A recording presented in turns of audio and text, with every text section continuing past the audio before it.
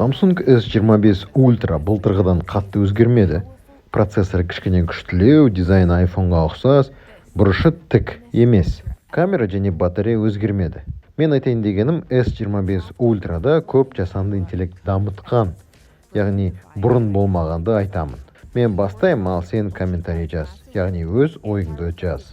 Samsung S25 Ultraға Gemini жасанды интеллект орнатылған, яғни сіздің көмекшіңіз немесе досыңыздың рөлін атқарады.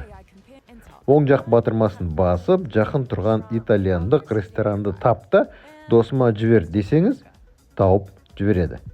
Ыңғайлы ма? Ыңғайлы. Немесе бір видео қарап отырып, сол жер ұнаса, Gemini'ді шақырып айт, бұл жердің аты қандай және атын заметкаға сақтап қой десеңіз, орындайды. Ыңғайлы ма? Ыңғайлы. Егер футбол фанаты болсаңыз, Барсаның келесі 5 ойынын тауып, менің календаріме жаз десеңіз, орындайды оны да. Ыңғайлы ма? Ыңғайлы. Егер бір затты белгілесеңіз, сол туралы ақпарат айтып береді. Егер кітапта бір тақырып түсініксіз болса, түсіндіріп беруге тырысады.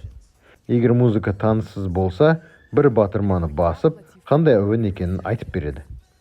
Ыңғайлы ма? Ыңғайлы. Жаңа виджет пайда болды.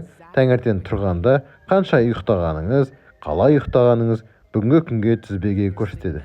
Егер көп уақыт сөйлессеңіз, ол сөздеріңізді текст етіп жасап береді және негізгі мәселелерді көрсетеді. Ыңғайлы ма? Ыңғайлы.